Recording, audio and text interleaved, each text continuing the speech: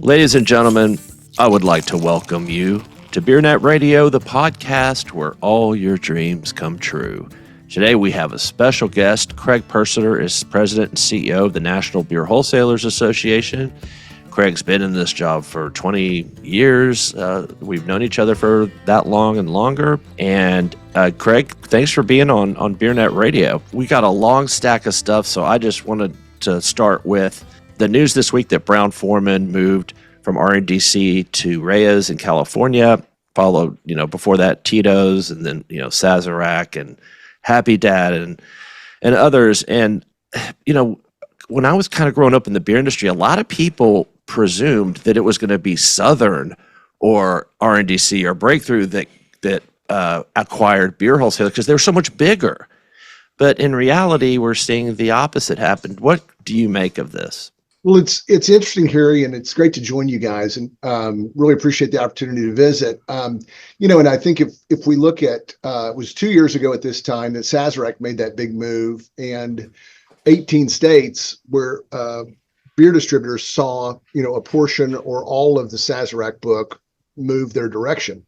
A lot of people thought that that'd be followed by other actions, and obviously the news from California, both by Tito's and now Brown-Forman, kind of keeps that conversation going. It's interesting because as we've looked at the, you call it the Great Convergence, and even at one point I think the question was asked, is the convergence dead? And I don't think it's dead in any way, shape, or form.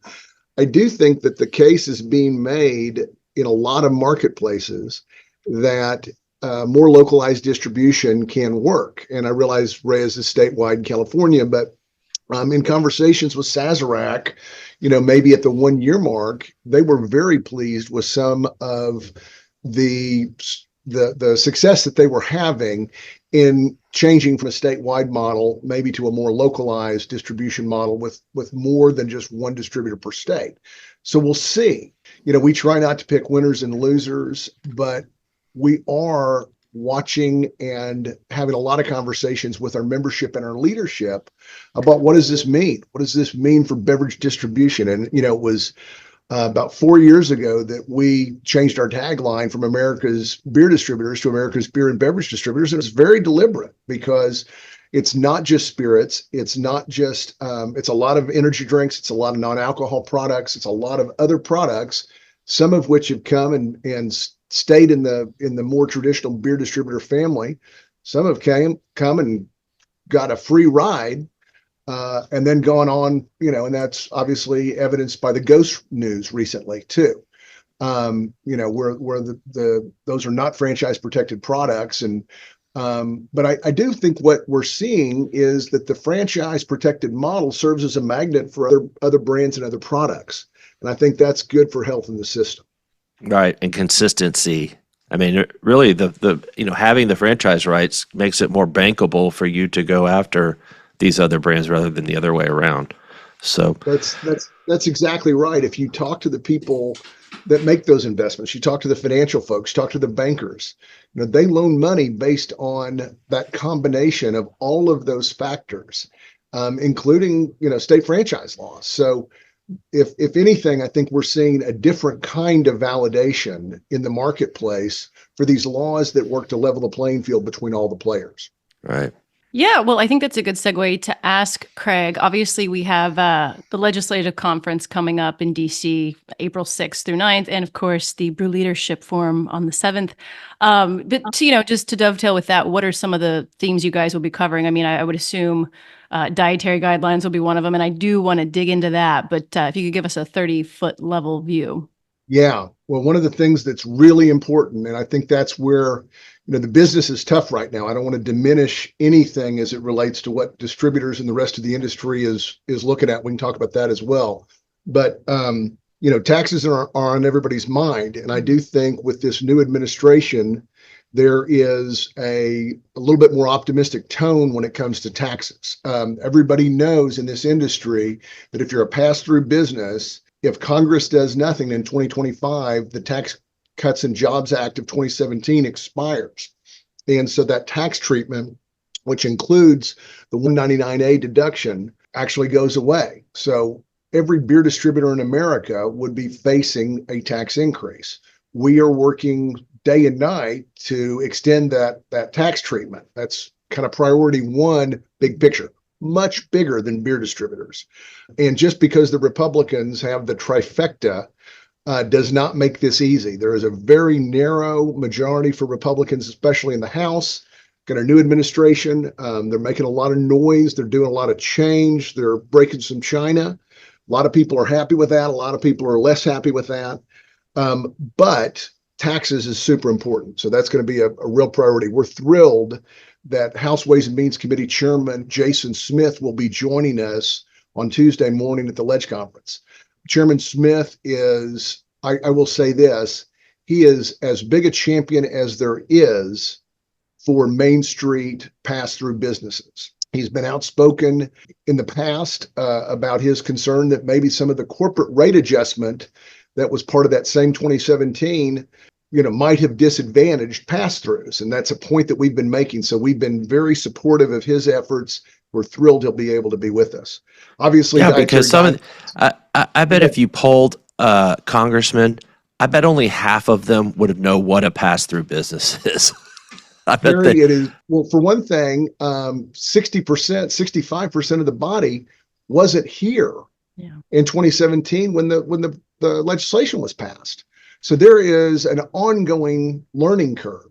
You're exactly right. And the whole notion that Wall Street's rates were reduced to 21% permanently and Main Street's rates were reduced to an effective rate of about 31 or 32% on the temporary, they likewise don't know that. So this is really important. It's not a Republican issue. It is a business issue for every small business in America. So taxes are one issue. You mentioned dietary guidelines. It's super important. We can go deeper on that. Yeah. But by the end of 2025, the Secretary of Health and Human Services and the Secretary of United States Department of Agriculture issue dietary guidance. And this is something that's been ongoing for the last 45 years. Remember, it gave us the food pyramid years ago and kind of taught everybody how to eat healthy. And a lot of that has been modified over the years. And certainly alcohol has been included, but we are extremely concerned about that. And we'll talk a little bit more about that. And then obviously there's over 70 new members of the House and Senate. So the whole idea of introducing or reintroducing all of how alcohol is bought and sold in the United States is a huge priority. We will kind of as a subset for that, we'll talk about the fact that we do still have some manufacturers that want to put alcohol through the United States Postal Service. I think we expect that bill to be reintroduced and make your postman your bartender. The United States Postal Service is a government service. It is not a private business. There's a whole bunch of reasons that's a crappy idea. And we also will be seeking sponsors or soliciting members for our 21st Amendment caucus, which is a group of legislators that kind of self-identify that they're interested in the effective regulation of alcohol. So lots of other stuff to talk about, but thrilled about our speakers, thrilled about the program, also thrilled about the Brew Leadership Program, which kicks off on that Sunday night. So folks can come in for the legislative conference. They can attend Brew. And then if you're not a Brew attendee, if you show up at 2 p.m. sharp, we'll get started with the legislative conference. We'll have a program. We're also excited. Kellyanne Conway, who was President Trump's first campaign manager in 2016, she'll be joining us at 4 p.m. on Monday. I heard her speak at a U.S. Chamber of Commerce meeting right after the election. I'm on the U.S. Chamber Board of Directors. And for me, and for somebody that's been around a lot of politicians, her command and understanding of where the American people are, and more importantly, the president's ability, to return to office, but also to govern. It's you don't have to like President Trump to like what Kellyanne has to say. I think she's going to be very insightful. We'll have an event on Monday night with co-sponsored by the Beer Institute. We're excited about that. We'll have a brief program, including Chairman Smith, on Tuesday morning. Then we'll have everybody hit the hill, and then our signature cheers event on Tuesday night. Yeah, I heard Kim told me that Kellyanne was speaking, and I thought, well, I wonder what she's going to say in 2025. Like, can you give us any other bullet points of what exactly she's going to talk about? I mean, it's interesting because, her perspective, I knew Kellyanne not well, but I knew her 30 years ago as a up and coming pollster. I mean, so she has a history of working in politics over the years. And, and it's interesting because she also, I had an opportunity to be with the president's most recent campaign manager, a guy named Chris LaCivita recently. And LaCivita, they have a good relationship, they manage campaigns 8 years apart. But nonetheless, Chris's perspective on the president, especially this time, was, and Kellyanne kind of echoed this, if he seems like a one-term president that's in a hurry, it's because he is. And, that combined with Kellyanne's analysis kind of helped me push reset and see things through maybe a different lens, because there's a lot of concern out there. There's concern about some of the things that are happening. There's also some things that are happening about the way that they're being done. But this is, it's certainly I think it's hard for, one of the things Kellyanne will say is, he's doing a lot of the things that he said he was going to do. And, and then some would say that he's doing, some things that folks didn't bargain for. But I think it's going to be a great program, and it's something that the distributors and the rest of the industry won't want to miss. Yeah, that's fascinating. Well, let's use that to springboard into dietary guidelines. Jumping off from talking about the Trump administration, is the Trump administration going to have any sort of effect whatsoever on the issuance of these guidelines, do you think, Craig? Because I think that may be potentially our only hope, that they don't go the wrong way for the industry. What do you think? The way that this works is there's a whole wide body of interagency work that's done to prepare for and to provide guidance to the dietary guidelines. But these dietary guidelines, as I mentioned at the outset, are put forward by Secretary of Health and Human Services Robert F. Kennedy Jr. and United States Department of Agriculture Secretary Brooke Rollins. And Secretary Rollins is someone that we worked with 5 years ago when the last guidance was put forward, because she was not Secretary of Agriculture, but she was a senior staffer as part of that exercise. We did meetings with her in 2020, so there's a familiarity of this with this. But the dietary guidelines are enormous. I mean, there's a lot of they look at food, they look at overall health and wellness. So it's enormous. I did a call earlier in the week with a prominent agriculture advocate and kind of got his read in on this. I think we're going to be doing more coordination, and make no mistake about it. There's almost a reset button that gets pushed. All that body of work is out there. The NASEM study, which I'll talk about in a second, and the ICPUD study are both out there.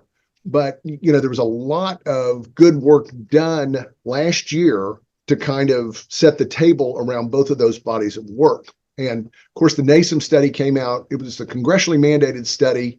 Congress specifically called for it. They gave a little bit of guidance about how it should be set up, but it was put forward by 14 academicians. It was peer reviewed. It was a great deal of good research that was thoughtful, thorough, and used preponderance of science as its guidance. And, it came out and it had some new findings, and it talked about overall cause mortality and the effect that alcohol can have on moderate alcohol consumption, which is really important to understand, versus non-consumption. And there was some new news there.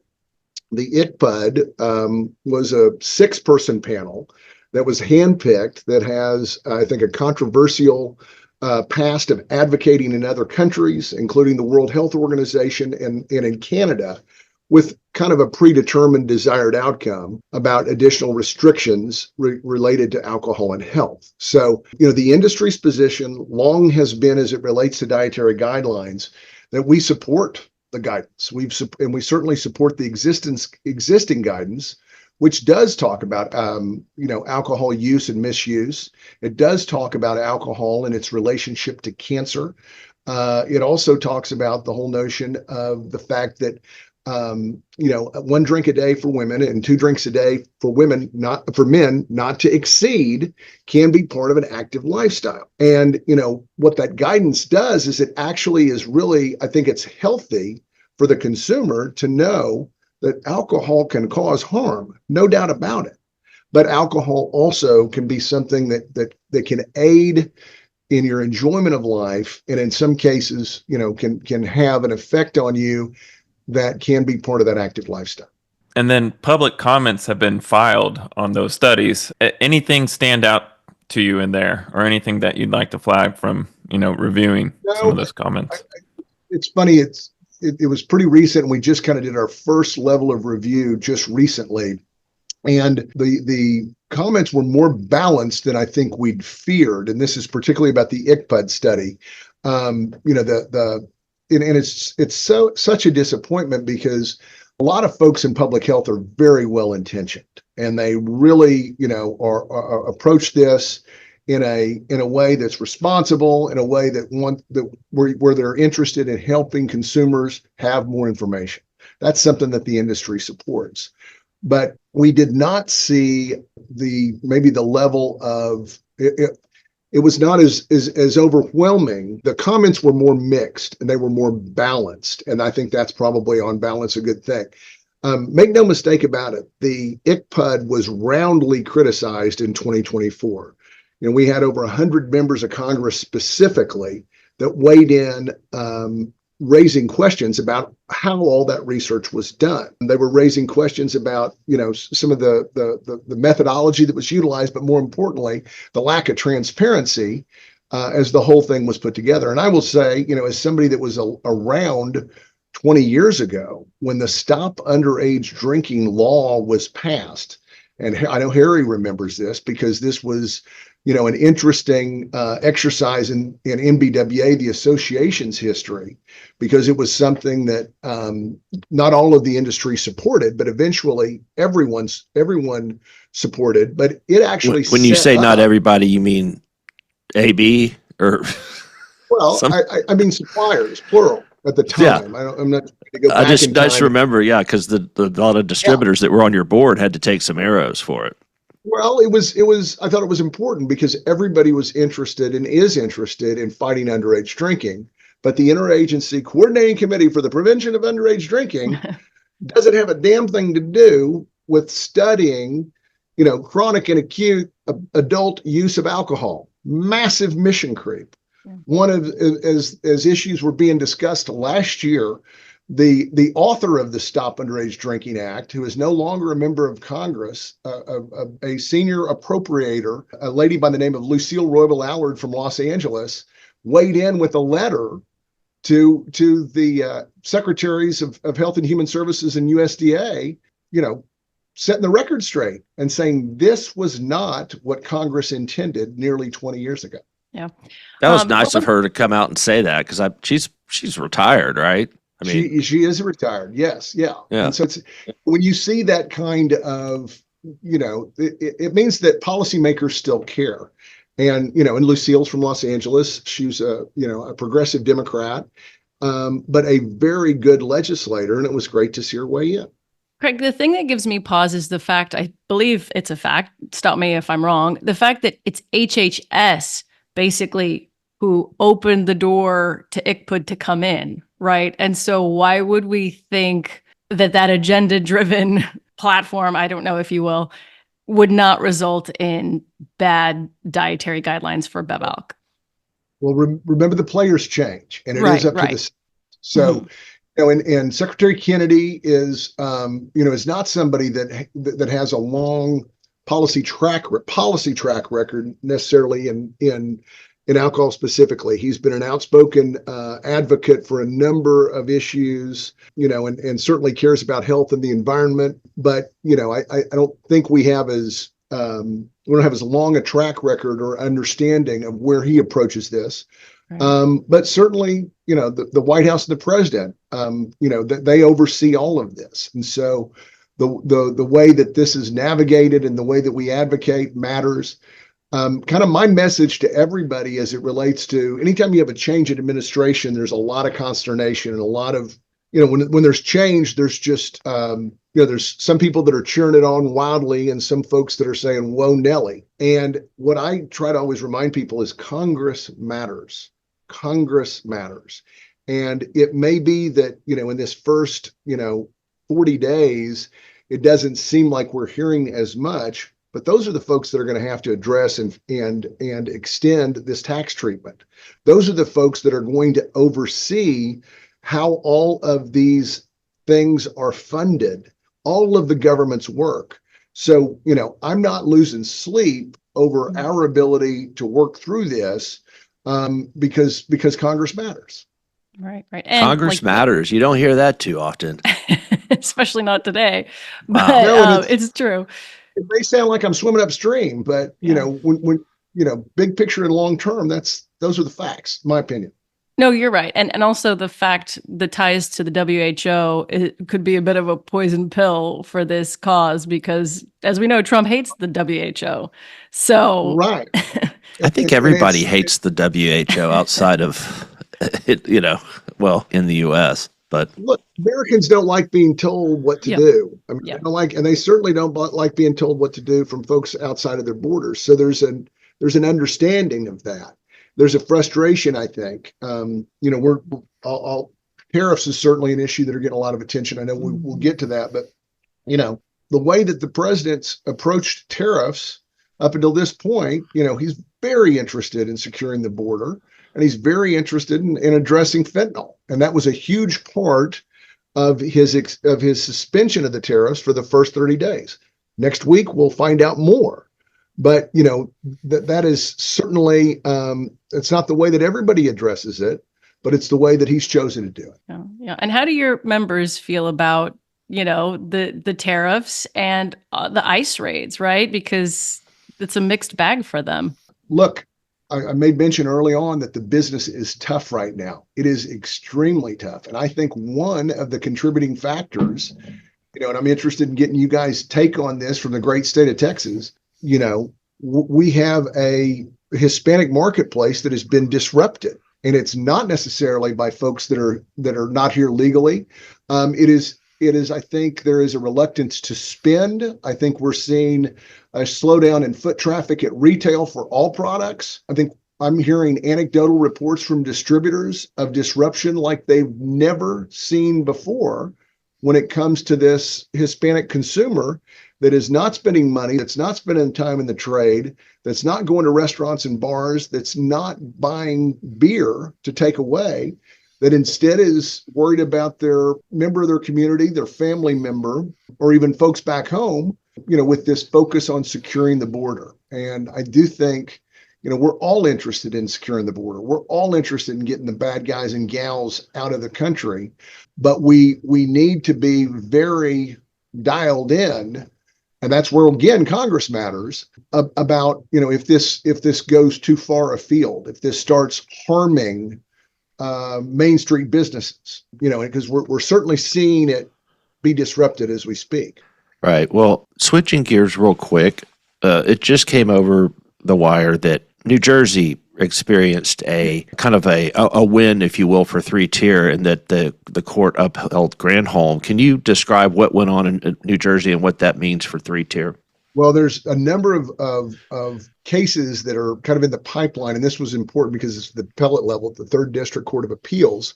And, what is being stressed is, the application of a state's law, in this case at retail. And, the whole notion of the expansion of the Granholm case to apply to retail and to distribution. And this continues this string of courts revalidating the Granholm case. And we think that's, obviously positive. There's the stability. We were talking about this earlier about, the how do banks loan money and what do they look at? And they look at the stability of the system, and they look at that regulatory system. And when Granholm held that the 21st Amendment is unquestionably legitimate, we like any case that validates that Granholm language. Okay, good. And is there a conflict with another court, or I haven't really kept that tight? That's what you're always looking for, when it comes to a trip back to the United States Supreme Court is when those circuits are in conflict. And that's why we had our eye on this one, because we want to keep that string alive. I think the states are doing a great job of working to defend their statutes. And certainly NBWA is doing a great job of lending support and assistance to those efforts. And, oftentimes it's overworked. It's the states actually defending their statute. It's either the Attorney General's office, the Solicitor General's office. Sometimes it's the ABC that is actually having their laws that are being challenged. And we are offering them guidance and support and assistance. The Center for Alcohol Policy, which is, of course, a separate but related 501c3 organization, has put out a body of work that has often been cited in some of these pieces of litigation. Likewise, the center also can file amicus briefs and participate in some of this litigation as a friend of the court. So whether it's NBWA filing that amicus brief, whether it's us working with the wine and spirits wholesalers or other partners, American beverage licensees, I really do like what's going on there. And this is a constant drumbeat of working to support the system. It's been going on since 2005 when Costco first brought it, and it ended up being the Granholm case at the Supreme Court. And they've been trying to chip away at it for the 20 following years. And there's been some wins and some losses, but I would say on balance, really, the Granholm 3-tier advocates have won on balance. Would you agree with that? Yeah, I think so. I mean, we've seen, law erodes. Costco was not the plaintiff in that case. In that case, remember, this was about wine shipping, and it was about the direct-to-consumer sales. Oh, right, right. For in-state and out-of-state wineries. And, at the time, it was a star-studded affair of plaintiff's counsel on one side and additional counsel that was working to, defend some of these statutes. Ken Starr was involved in some of the early litigation, who's a conservative jurist. At one point, Boyden Gray was working for the wine and spirits wholesalers. These are both distinguished conservative lawyers. It was funny. I ran into Judge Starr. He's since passed away, but at a congressional hearing a number of years ago, and reminded him of his work in this space. I was with Craig Wolf from the Wine and Spirits Wholesalers of America, and we had a big laugh about, his work on the other side of this issue. Now it was 20 years ago. Yeah, and then ended up being president of Waco or of Baylor. That's what I told him. I said he was president at the time, and I said, I've got a couple of regents on speed dial, and he looked at me and I said, I'm just kidding. Okay, well, I'm sorry. I always take everybody down memory lane. I'm sure our younger listeners are like, nobody cares. That's not true, Harry. As we're standing on the shoulder of giants, we need to look in the rearview mirror every once and again. Okay.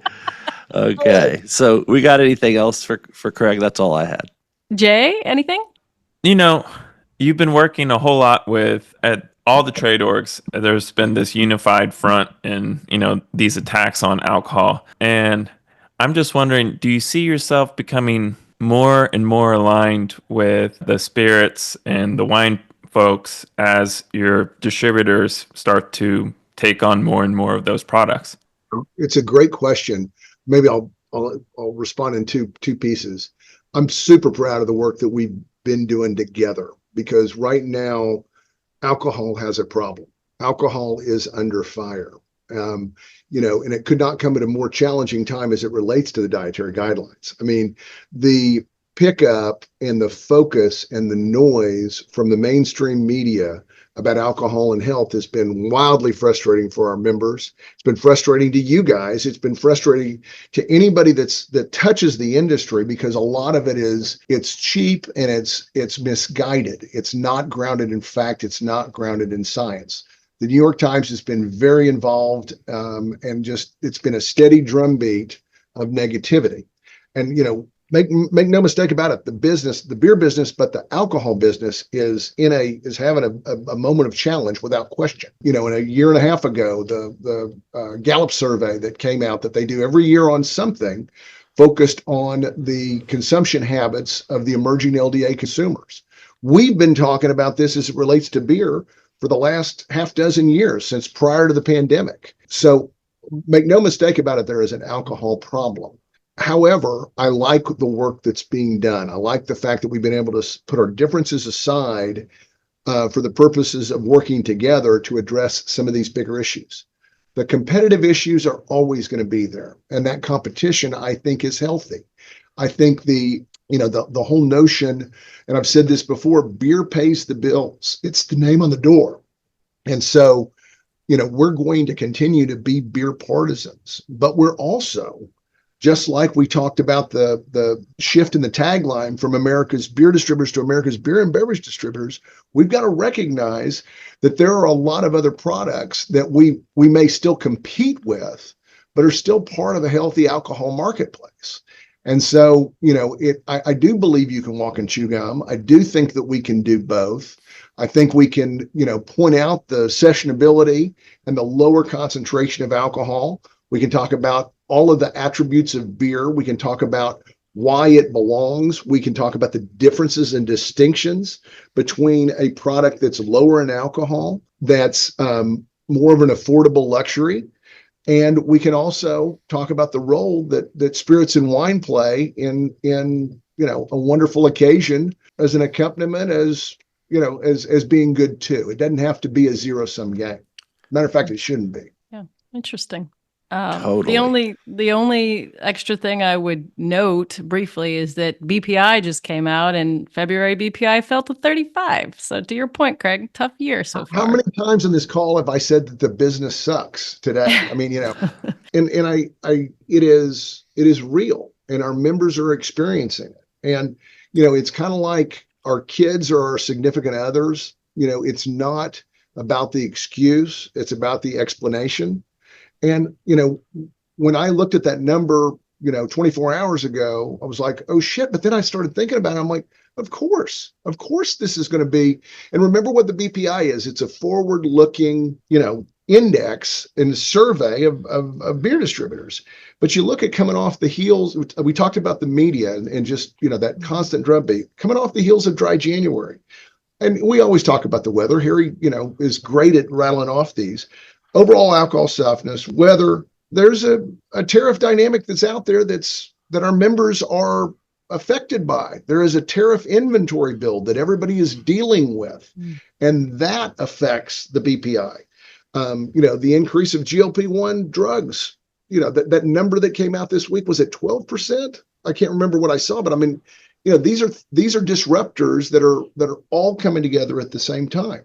And, let's also not forget about inflation. Just because we had a change in administration, nothing's changed thus far on inflation. We still have this disconnect between a lot of consumers' ability to go and meet their needs at the end of the week after a week of hard work. So all of this together, and then we also talked about the Hispanics in hiding, which, we don't have a good measure on that, but the anecdotes I'm hearing, folks, is it's real. So all of this shouldn't surprise us, as we try to make sense of a tough time. Yep. Tough year. I think you're just going to see a lot to fight this, a lot of new package configurations, like just to fill in those value. I mean, you're seeing it already with Doritos and PepsiCo products, but I think New Belgium is coming out with little rippers. I'm really looking forward to that. And 3 packs of 19 2-ounce cans, which we don't know the SRP on those, but when you think of the sheer, ounceage and the high ABV, that could compete with spirits, right? I mean, yeah, and you can get it in a C-store, right? Yeah, exactly. This is an industry that is competitive. It's an industry that's innovative. And I'm bullish on it. I'm bullish on our ability to adapt and our ability to deal with this. You guys, we're coming up on 5 years of the freaking pandemic. I mean, it's hard to believe. I was at the 5 years ago, I went down to Cayman for 28 hours because everybody should go to Cayman for 28 hours.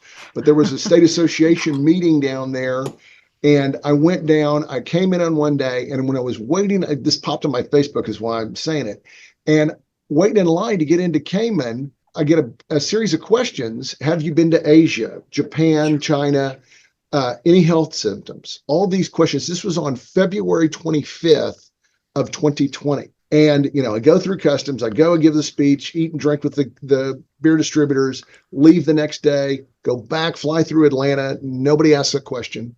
And literally less than 20 days later, the nation shut down. They knew something was going on, and people began to modify. So, I am bullish on the industry and our ability to come together and deal with some of these challenges. But it's 5 years. Pretty interesting stuff. Yeah. Crazy. Yeah. I agree with Deborah Crew at Diageo that these things, they're cyclical. This is not, I don't think it's systemic. So yeah, we do need to be serious, and we need to be collaborative about how we address some of these things. And, we can't put our heads in the sand, and we can't say up is down and down is up. We gotta have some straight talk and be truthful about this too. Straight talk on BeerNet Radio. That's what you get here, folks, free of charge.